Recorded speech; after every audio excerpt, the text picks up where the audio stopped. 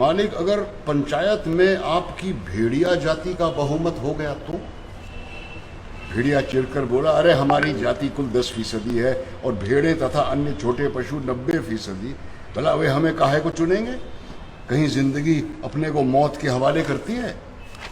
मगर हाँ, अगर ऐसा हो सकता तो क्या बात थी। बूढ़ा सियार बोला, आप खिन्न मत होइए सरकार, एक दिन का समय दीजिए, कल तक योजना बन जाएगी। मगर एक बात है, आपको मेरे कहे अनुसार कार्य करना पड़ेगा। दूसरे दिन बूढ़ा सियार अपने साथ 3 और सियारों को लेकर आया। उसमें से एक को उसने पीले रंग में रंग दिया था, दूसरे को नीले और तीसरे को हरे में। भेड़िए ने देखा और पूछा, अरे ये कौन है? बूढ़ा सियार बोला, ये भी सियार हैं सरकार, रंगे सियार, आपकी सेवा करेंगे, आपके चुनाव का प्रचार करेंगे। भेड़िए ने शंका की, मगर इनकी बात मानेगा कौन? ये तो वैसे ही छल कपट के लिए बदनाम है। सियार ने भेड़िए का हाथ चूम कर कहा, बड़े भोले हैं आप सरकार। अरे मालिक, रूप रंग बदल देने से तो सुना है आदमी तक बदल जाता है, फिर ये तो सियार हैं।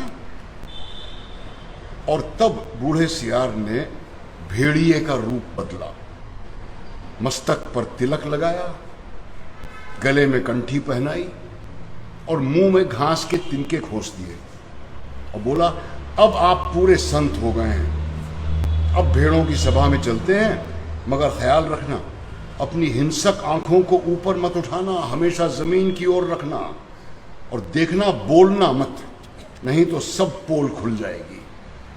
भेड़िए ने पूछा, लेकिन ये रंगे सियार ये क्या करेंगे, किस काम आएंगे? बूढ़ा सियार बोला, ये बड़े काम के हैं, आपका सारा प्रचार तो यही करेंगे, इन्हीं के बल पर आप चुनाव लड़ेंगे। ये पीला वाला बड़ा विद्वान, विचारक, कवि और लेखक है, ये नीला सियार नेता और पत्रकार है, और ये हरा धर्म गुरु है। ये तीनों सच्चे नहीं रंगे हुए हैं महाराज। अब चलिए चलिए, देर मत कीजिए। और वो चले। माफ कीजिएगा। आगे आगे बूढ़ा सियार था, उसके पीछे रंगे सियारों के बीच भेड़िया चल रहा था, मस्तक पर तिलक, गले में कंठी, मुख में घास के तिनके, धीरे धीरे चल रहा था, अत्यंत गंभीरता पूर्वक सिर झुकाए, विनय की मूर्ति। उधर एक स्थान पर सहस्त्रों भेड़ें इकट्ठी हो गई थीं, उस संत के दर्शन के लिए जिसकी चर्चा बड़े सियार ने फैला रखी थी। चारों सियार भेड़िए की जय बोलते हुए आगे बढ़े। बूढ़े सियार ने एक बार जोर से संत भेड़िए की जय बोली। भेड़ों में पहले से ही यहां वहां बैठे सियारों ने भी जय जय ध्वनि की।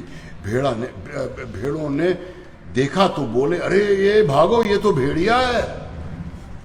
तुरंत बूढ़े सियार ने उन्हें रोक कर कहा, भाइयों और बहनों, अब भय मत करो, भेड़िया राजा संत हो गए हैं, उन्होंने हिंसा बिल्कुल छोड़ दी है, उनका हृदय परिवर्तन हो गया है।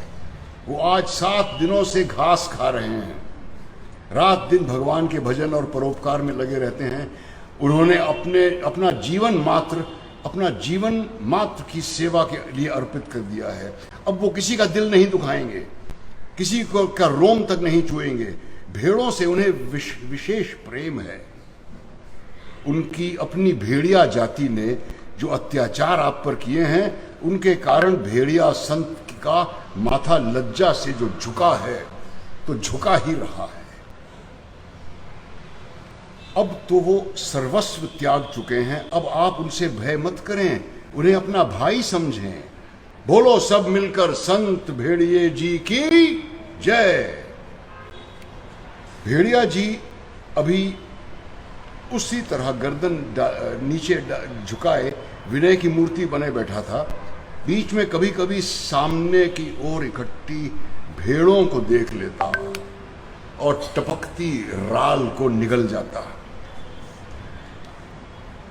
अब बूढ़ा सियार फिर बोला, इन 3 रंगे प्राणियों को देखिए, आप इन्हें न पहचान पाए होंगे, पहचाने भी कैसे? ये इस लोक के जीव तो हैं नहीं, ये तो स्वर्ग के देवता हैं जो हमें सदुपदेश देने के लिए पृथ्वी पर उतरे हैं। ये पीला विचारक कवि है, नीले नेता और स्वर्ग के पत्रकार हैं, और हरे वाले धर्मगुरु हैं। आइए अब कविराज आपको स्वर्ग संगीत सुनाएंगे। हाँ कवि जी आइए।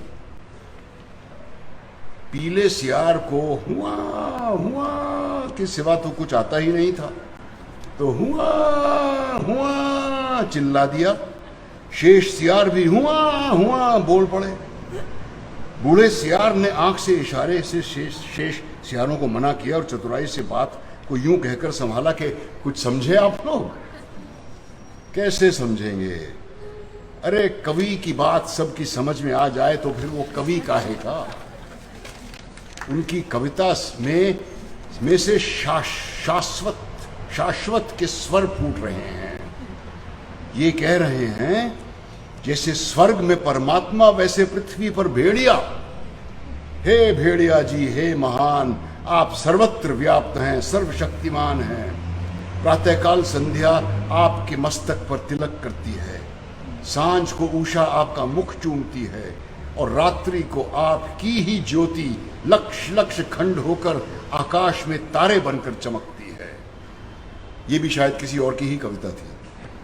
हे विराट, आपके चरणों में इस शूद्र का प्रणाम है। फिर नीले रंग के सियार ने कहा, निर्बलों की रक्षा बलवान ही कर सकते हैं। भेड़ें कोमल हैं, निर्बल हैं, अपनी रक्षा नहीं कर सकती।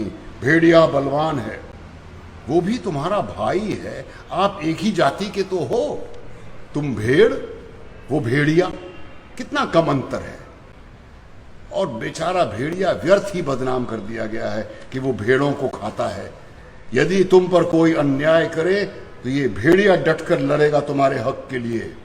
इसलिए अपनी हित रक्षा के लिए भेड़ियों को चुनकर पंचायत में भेजो। बोलो सब भेड़िए महाराज की जय।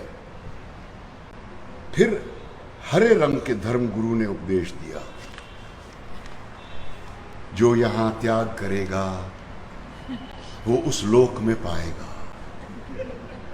जो यहां दुख भोगेगा वो वहां सुख पाएगा। जो यहां राजा बनाएगा वो वहां राजा बनेगा। जो यहां वोट देगा उसे वहां वोट मिलेगा। इसलिए सब मिलकर भेड़िए को वोट दो। वे दानी है, परोपकारी हैं, संत हैं, मैं उनको प्रणाम करता हूं। ये एक भेड़िए की कथा ही नहीं है, ये सब भेड़ियों की कथा है। सब जगह इस प्रकार प्रचार हो गया और भेड़ों को विश्वास हो गया कि भेड़िए से बड़ा उनका कोई हित चिंतक और हित रक्षक नहीं है। और जब पंचायत का चुनाव हुआ तो भेड़ों ने अपनी हित रक्षा के लिए भेड़ियों को चुना, और पंचायत में भेड़ों के हितों की रक्षा के लिए भेड़िए प्रतिनिधि बनकर गए। और पंचायत में भेड़ियों ने भेड़ों की भलाई के लिए पहला कानून ये बनाया, हर भेड़िए को सवेरे नाश्ते के लिए एक भेड़ का मुलायम बच्चा दिया जाए, दोपहर के भोजन में एक पूरी भेड़, तथा शाम को स्वास्थ्य का ख्याल से कम खाना चाहिए, इसलिए आधी भेड़ दी जाए। शुक्रिया।